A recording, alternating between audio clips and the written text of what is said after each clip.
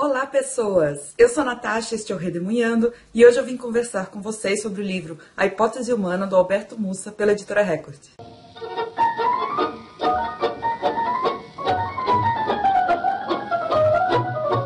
Esse é mais um livro do Alberto Mussa que eu pedi para a editora Record de parceria. Eu já tinha pedido antes e lido também o livro Os Contos Completos, dos quais eu gostei muito, e dessa vez eu resolvi solicitar o lançamento, A Hipótese Humana. E esse livro faz parte de uma coleção que o Alberto Mussa chama de O Compêndio Mítico do Rio de Janeiro, cuja proposta é muito bacana. São 5 romances policiais históricos, todos passados na cidade do Rio de Janeiro, e um para cada século de história do Brasil, desde a chegada dos portugueses. Então o livro A Primeira História do Mundo se passa no século XVI, no Rio de Janeiro. O livro do século XVII é O Trono da Rainha Ginga.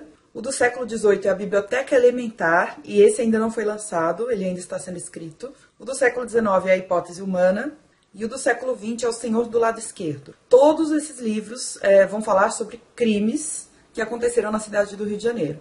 O autor diz, na página 8 desse livro, que uma cidade se define pela história dos seus crimes. E eu achei muito legal essa premissa da qual ele partiu. Então vamos lá. A hipótese humana é sobre o quê? Segundo o autor, tem uma história que rola na família dele sobre uma antepassada que é a vítima desse livro, chamada Domitila. E o que acontece é que a Domitila está praticamente sozinha em casa, o marido dela não está, o pai dela não está, mas ela está com um amante. Acontece uma cena em que o amante tem que fugir de alguma maneira e tal, e de repente a Domitila aparece morta na cama. Então nós não sabemos quem cometeu o assassinato, nem exatamente do que a Domitila morreu. O que se sabe é que houveram tiros, é que a Domitila é uma mulher que foge aos padrões do século XIX, da elite do século XIX, no Rio de Janeiro, principalmente no sentido sexual, ela tem muito apetite sexual, então é um caso bastante obscuro.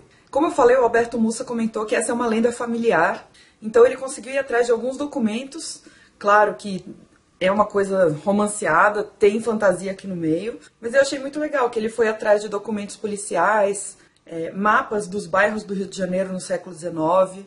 Então eu acho que a questão da veracidade do caso é o de menos. Ter sido um caso real é só um pretexto para que o autor crie uma narrativa, né, uma história ficcional em cima disso. E quando o autor fala isso, né, de que é baseado numa história real e tal, geralmente eu fico irritada, porque eu nunca sei o quanto daquela história é real ou não. Mas dessa vez eu fiquei instigada, eu achei que foi um recurso interessante.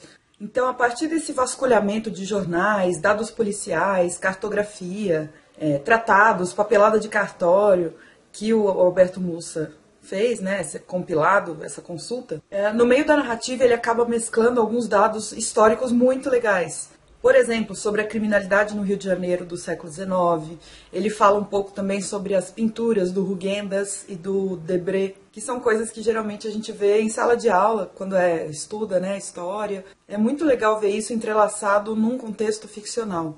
Ele dá informações sobre a economia local da época, a questão da escravidão é muito forte. Ele fala das etnias dos escravos africanos que vieram para o Brasil, o que é muito atual.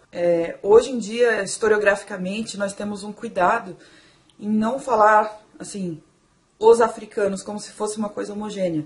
A gente sabe que cada pessoa escravizada que veio da África traz consigo uma cultura muito diferente. Então interessa bastante de onde vieram aquelas pessoas e qual é a etnia da qual elas fazem parte. E o Alberto Mussa tem esse cuidado, eu achei sensacional isso. E mostra uma pesquisa bacana da parte dele. E claro que não tem referências diretas a documentos, por exemplo, não tem nota de rodapé nem nada, porque é um romance. Mas mesmo assim dá pra ver que o cara pesquisou bastante. E como eu falei, ao mesmo tempo que tem todas essas informações historicamente precisas, a gente também tem o ar ficcional muito forte. Ele faz questão de dizer que é uma história fictícia e ele trata os personagens como personagens. E a história conta com elementos bastante misteriosos. Por exemplo, acontecem coisas durante uma sexta-feira 13, existem acontecimentos aparentemente sobrenaturais, que era super parte da cultura brasileira, ainda é, de alguma maneira,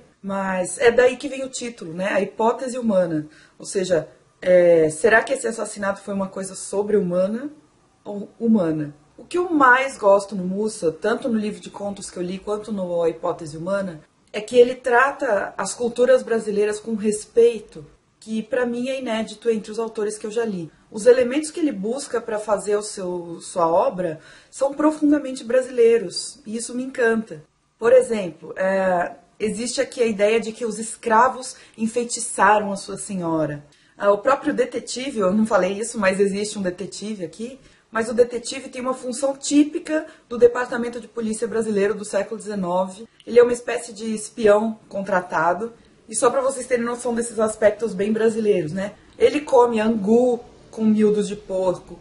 Ele é um capoeira, o que, aliás, é muito legal. Aí que vem também a capa, né? Mas a capoeira no século XIX era muito mal vista. Ela era considerada, inclusive, uma coisa proibida. Algo subversivo, vamos dizer assim. O nosso detetive, ele é uma pessoa do limbo, entre aspas.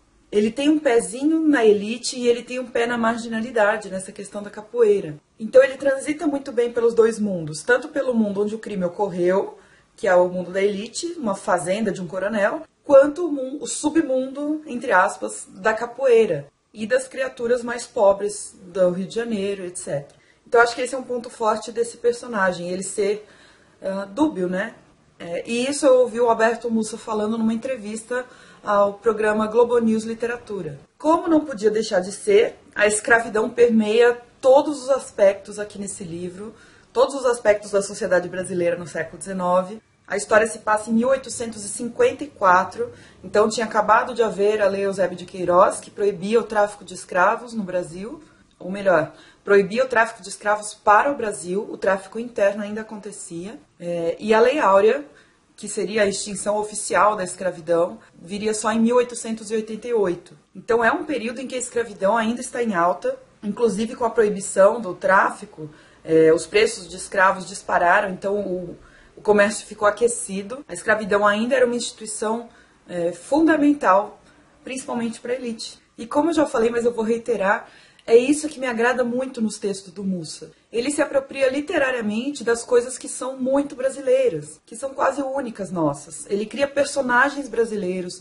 ele usa costumes, mentalidades brasileiras, e eu acho isso fundamental. Geralmente, ao fazer ficção, nós brasileiros acabamos recorrendo a elementos estrangeiros, principalmente da mitologia europeia, da Idade Média europeia, como, por exemplo, fadas, dragões, vampiros. Não vejo nenhum problema nisso, tá, gente? Inclusive gosto de histórias que usam esses elementos.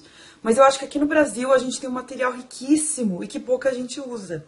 Embora atualmente esteja acontecendo um movimento de valorização dessa cultura. O que eu quero dizer é, por que não utilizar as superstições brasileiras, esse nosso realismo mágico, tão único, tão fascinante, e que mistura mitologias indígenas e africanas.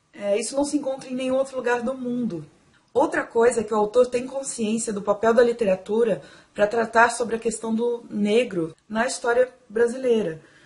Por exemplo, ele tem todo um cuidado em construir o ambiente da senzala, porque geralmente se fala senzala e só, você fica imaginando, né? Isso daí eu também tirei da entrevista que ele deu para a Globo News. Você fica imaginando um grande galpão onde todos eles viviam. E, na verdade, na maioria das vezes não era assim. A senzala possuía toda uma hierarquia, ela era dividida. Os escravos possuíam uma vida privada, então cada família tinha um certo espaço dentro da senzala. Ele mostra os personagens escravos de uma maneira muito complexa. Ele não simplifica esses aspectos. Eu acho isso fundamental. Nessa entrevista para o Globo News Literatura, ele fala uma coisa muito interessante, que a gente fica comentando como a senzala é determinada pelas necessidades da Casa Grande. Mas a gente esquece que a senzala acaba também influenciando a Casa Grande de alguma maneira. E nesse livro a gente vê que influencia de maneiras muito fortes. É uma relação dialética, né, de mão dupla. Quanto ao estilo do Mussa, é um estilo muito direto, é tranquilo de ler, mas tem uma descrição minuciosa. Inclusive, algumas das descrições me passaram uma sensação cinematográfica, porque pelas descrições eu consegui imaginar direitinho como seria isso na tela do cinema. O autor usa um recurso de flashback muito interessante para ilustrar as hipóteses do detetive Tito. Ele fica retornando ao passado com frequência, e o passado seria a cena do crime. Então, toda vez ele retorna à cena do crime e descreve de acordo com aquela hipótese que o Tito está formando. Aí, quando o Tito percebe que essa hipótese não é tão boa, ele retorna à cena do crime, descreve tudo como se fosse a segunda hipótese. Então, ele altera a cena do crime de acordo com as pistas que o detetive Tito vai achando, e de acordo com as hipóteses que ele monta no presente, durante a investigação. Existem 3 mapinhas aqui no começo do livro, que são plantas da região ali da fazenda onde ocorreu o crime. Aqui, por exemplo, ó, o mapa do Catumbi, essa aqui é a chácara do coronel onde ocorreu o crime, e os arredores, porque aí você consegue localizar mais ou menos tudo o que está acontecendo ao longo da narrativa. Então tem essa planta, e tem as plantas mais detalhadas, aqui é o mapa da chácara, e aqui é dentro de casa a disposição dos ambientes. Isso me ajudou muito a me localizar como leitora, me localizar dentro dos crimes, porque é importante você saber onde estão as coisas para que as hipóteses façam sentido.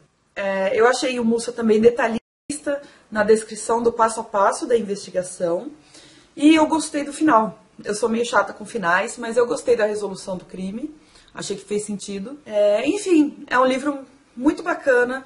Esses pontos fortes que eu mencionei, realmente eu acho que são um diferencial do autor, de trazer a história brasileira, trazer várias culturas brasileiras para dentro da ficção. É um livro fininho, rapidinho, ele tem menos de 200 páginas. Aliás, foi o meu livro de menos de 200 páginas para a Maratona Literária de Inverno 2017.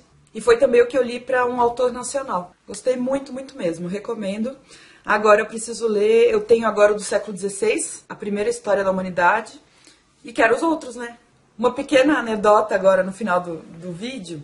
Fomos pra Flip, eu, Humberto do canal Primeira Prateleira e Luana do canal Abstração Coletiva. E lá nas ruas da Flip nós encontramos o Alberto Mussa, no meio da rua, né? Ele estava lá conversando com umas pessoas e tal. Como nós já estávamos com o livro na mão, nós pensamos que poderíamos pedir um autógrafo para ele ali na rua, para economizar tempo de fila. E quem reconheceu o Mussa foi o Humberto. E a gente falou, Humberto, vai lá, tô com vergonha, pode ir. Fala lá com ele. E aí o Humberto pegou o livro do Mussa e tirou para ele autografar. E aí o Mussa falou que ele não era o Mussa. Porque ele não era o Mussa. Ele tirou o crachá, ele era um jornalista, e ele falou que já tinha sido confundido com o Mussa, e a gente deu umas risadas e foi embora, mas foi muito engraçado. Porque a gente tinha certeza que ele era o Mussa. Bom, enfim, eu fui embora da Flip um dia antes de acabar, e o Mussa ia ter uma mesa no dia seguinte, que eu fui embora. Então eu deixei um dos livros lá com a Luana pra ela ver se conseguia um autógrafo pra mim. Mas o livro ainda não tá comigo, então não vai dar pra mostrar pra vocês, tá bom? É isso, gente. Deixa um joinha pra mim se você gostou do vídeo. Obrigada por terem assistido. Deixa um comentário se você já leu o Mussa ou se tem vontade de ler. Se inscreva no canal pra receber as novidades e a gente se vê no próximo. Tchau!